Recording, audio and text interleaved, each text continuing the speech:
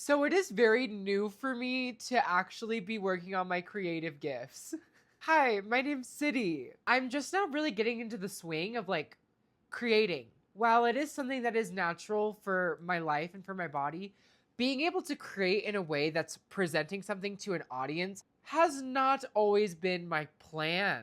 Growing up, I was super creative. I was always making videos with my stuffed animals at the time. And so I remembered how fun that was. And I would give all of them powers. I don't know what it was about it. I just remembered that I was obsessed with powers as a child. It intrigued me the way of having magic. And what's funny is how that manifested was I low key was a child with superpowers. If you don't know this about me, well, now you do. I'm actually extremely psychic.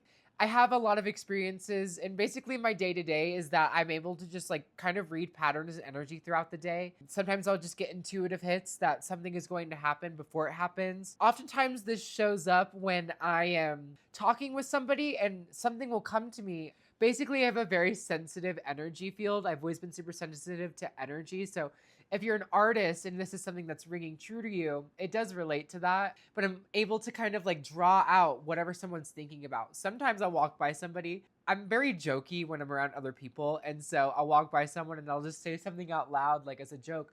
And they'll be like, I was just thinking about that. And it's like, well, no wonder I said it. Well, preface. Every human has an electromagnetic frequency that emanates from out of our bodies. Everything you think, that everything you feel, things that you have done in your life or been through are all in your electromagnetic field. So girls like me, ding, will clock that immediately. My field is very sensitive.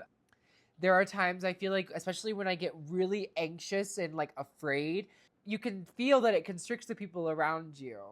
It's not about being more or less attuned.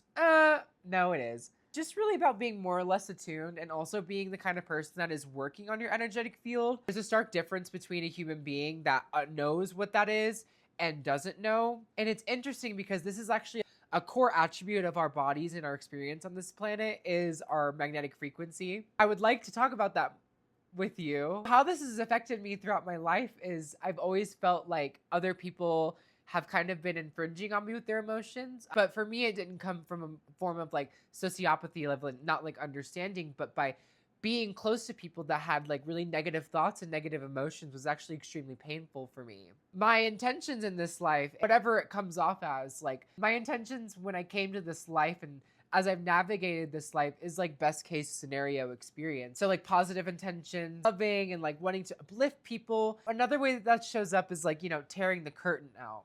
And so being the kind of person that can kind of feel people's emotions makes me come off as kind of scary in a way because you can't really hide things from me. And I'm not saying this is a sort of a brag, but being in these scenarios, you can taste and feel when somebody is being inauthentic to you. And that really sucks. But what's helpful for that is that by being a creative and by being an artist, I'm able to use these experiences and put them into, art and music and creation.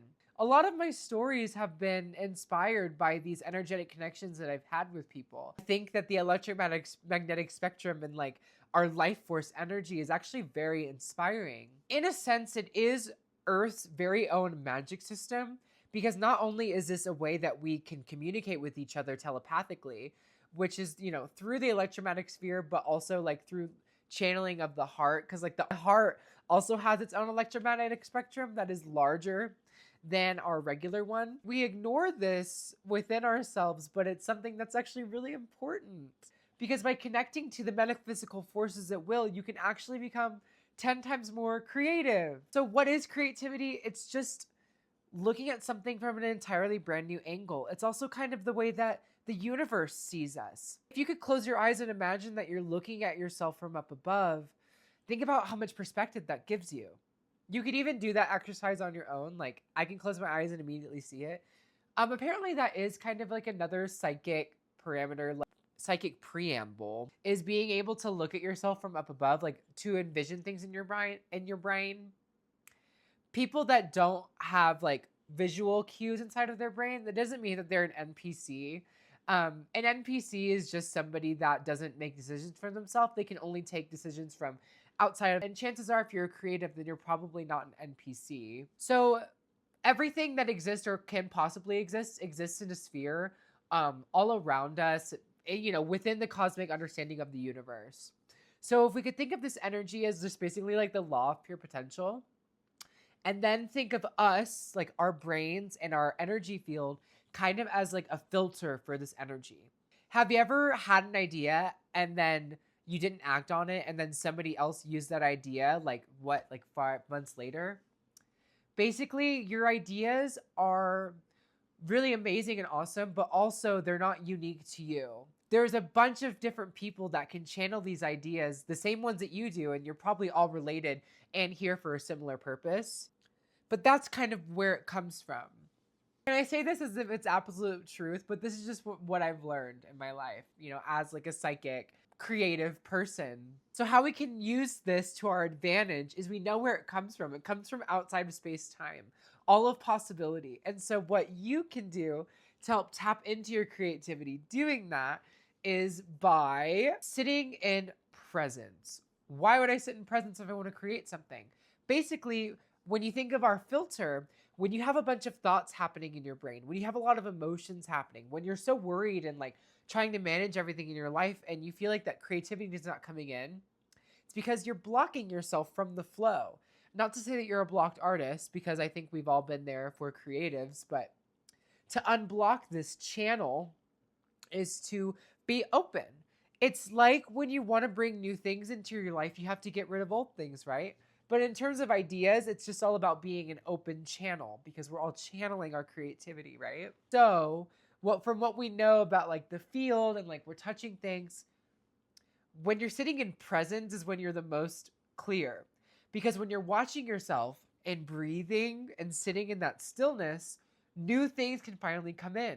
It's kind of like how science doesn't really accept or represent like the idea that nothingness is an important factor for creation. You can be the nothingness, and then that will drive you towards being an open space for creativity. Well, what I do essentially when I create anything, so when I'm creating a skit or when I'm working on writing my book, my process sort of looks just like getting the fuck out of the way.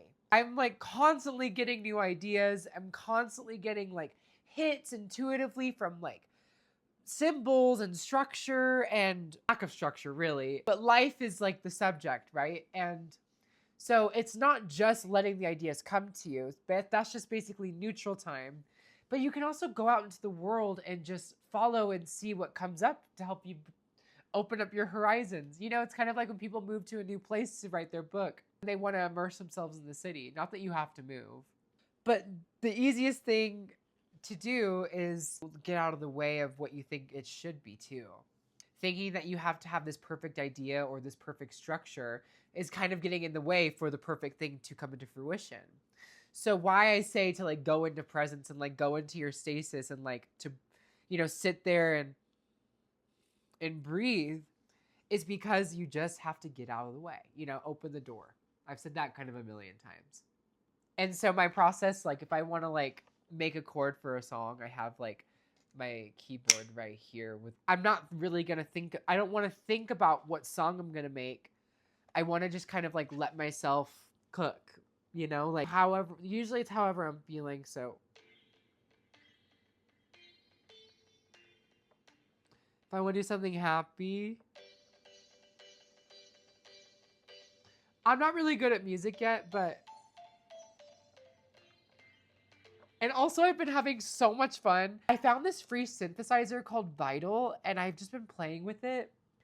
There is something extremely fascinating to me and inspiring that like being able to manipulate the certain tones and frequencies of sound, like, and using shapes and patterns, like creates all of these beautiful, wonderful things that I can play with. Like, how do it's hard for me to contextualize that, but I just find it fascinating. Like, and so it's been really inspiring me to just sit here and play. I haven't been, creating a hit song or like putting anything out, but I've been really in the learning phase because I love music. I've been singing for so much of my life, but I never really took the steps to learn. I didn't think I could. I didn't believe that I could be the kind of person that could, but I have all of these, dreams that I have about wanting to do it and what it could bring for me in my life. Like What an avenue to tell a story through song.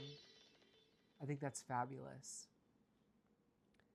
This was kind of a jumble, and I feel like I've said everything I needed to say. Don't forget to subscribe to my YouTube channel. I don't usually do videos like this, but I felt called to like talk about creativity. Um, Usually I do my show called The City Taylor Show, which is just kind of like where I'm a bit more excited and like it's kind of my other persona. I think City Taylor as a brand has begun to branch out a little bit more because I really love work and I have a project that I'm, you know, kind of getting somewhere with